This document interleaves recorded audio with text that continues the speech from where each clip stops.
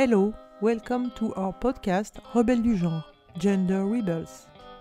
We are women, we fight for women's sex-based rights to be recognized and protected. That means our biology too. Sex is the reason why men oppress women. Gender is the way they do it. We are the gender rebels. Nowadays, we see men invading our spaces, attacking our sisters, claiming our rights, and this makes us angry. Educated to be kind and touched by male self-pity, women need a certain time to understand the trans activist scam and often start by supporting this ideology. But then they open their eyes, see the violence and reject it. This podcast is made to give a voice to women who explain why and how they became gender critical, who share their stories and experiences. Let's listen to them. Hello and thank you. Can you describe yourself briefly? My name is Vaishnavi Sundar. I'm a 37-year-old woman living in the south of India. I write and I make films, but I have dedicated myself to full-time activism for the past many years. Can you describe the path that led you to become gender critical? And more specifically, have you always been, or has there been an event or several events that led you to adopt a critical stance towards this ideology? Having been brought up in a super traditional, strict house, I was introduced to liberal feminism during my rebel stages. To be so suppressed of all forms of expression and thoughts, I went full speed ahead by completely submerging myself into liberal feminist ideology. To be fair, at the time, I didn't know whether feminism of any other kind existed. I thought I found my tribe with women who taught me the need for taking down patriarchy. But it is only in retrospect that I realized these women were decorating themselves with ornamental shackles rather than breaking free from it, so patriarchy could indeed be toppled. While I too was merrily chanting lib-fem slogans, two things kept bothering me. The lib-fem diktat to call pornography and prostitution a matter of choice. Though nobody seemed to have any critical thoughts on whether this form of sexual slavery should indeed be glorified as work, and of course nobody was willing to provide me with an acceptable answer.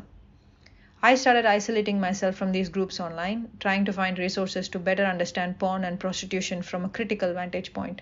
Growing up, I was considered a deviant from a very young age. I had short hair. I loved wearing loose cotton clothes. Thankfully, in the 1980s, gender ideology wasn't a thing.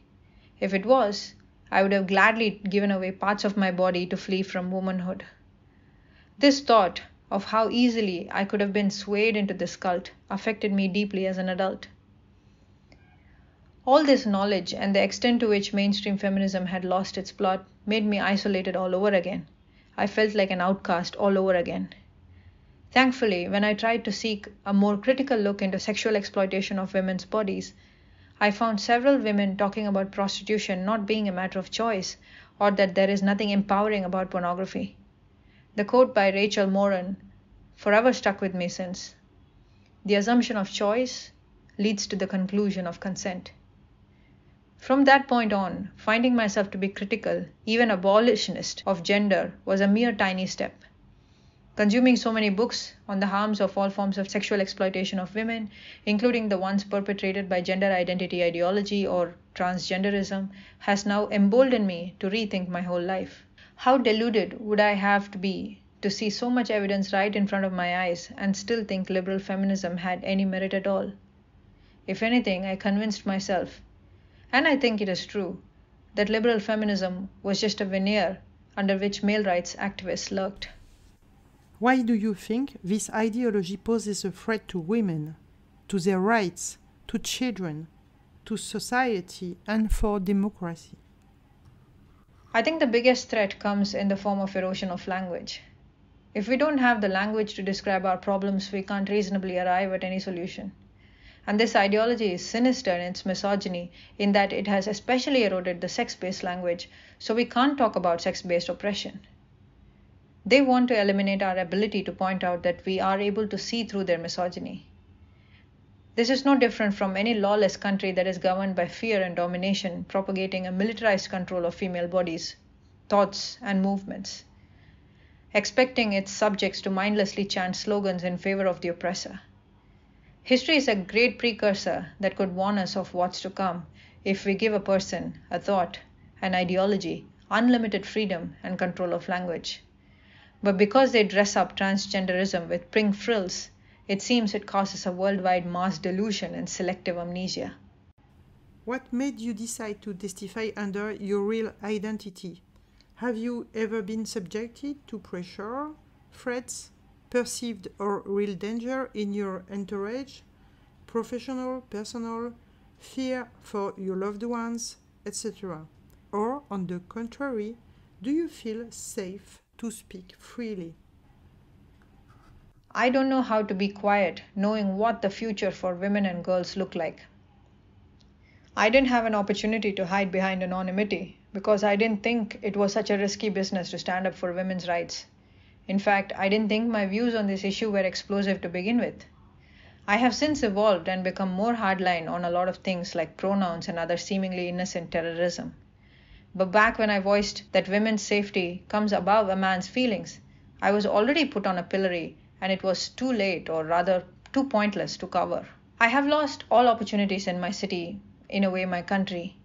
My films have been blacklisted, I don't get paid gigs anymore. Media companies that used to employ me to write for them have all revoked the offer and stopped replying to my emails. My films used to be screened with interest by many groups, but now nobody does. I have trouble finding crew members willing to collaborate with me on my films owing to my fascist views of the world. I lost countless friends and some family members too. I don't worry about safety so much as I worry about the need to speak the truth. I don't think I care about anything other than advocating for women's sex-based rights.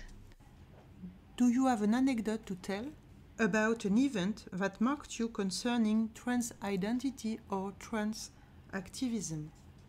When they try to insert themselves in rape crisis centers and female sports, I thought I was witnessing some joke that I could not fully understand. I recall being so numb, unable to sleep much when it wasn't a joke after all. Then when I learned about the growing number of young girls opting for transition, that was my last straw. That also was the beginning of my interest in making films on the topic since then. Some of you may have watched Dysphoric, my 4-part documentary series on the rise of gender identity ideology all over the world. It brought a lot of conversation around the critical reasons why young women choose to transition and how so many red flags are ignored when the medical industry wants to readily affirm them. I'm now making my next film on the topic.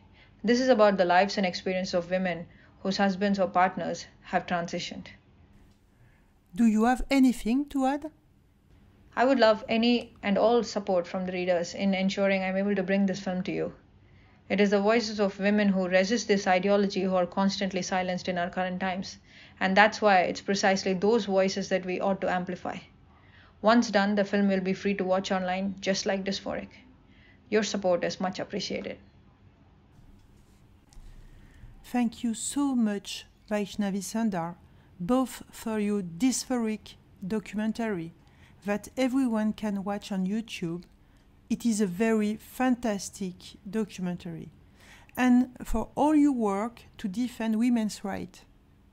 Thank you to our listeners who can help finance your next documentary, and thank you to all those who share this podcast and make women's voices heard.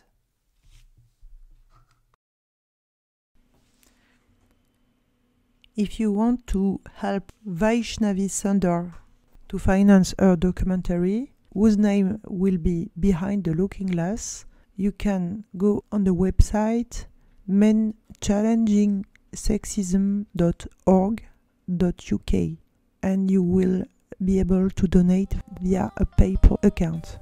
Thank you so much. Thanks a lot for listening to our words, and do not hesitate to share them everywhere. And please sign the Declaration on Women's Sex-Based Rights, womensdeclaration.com.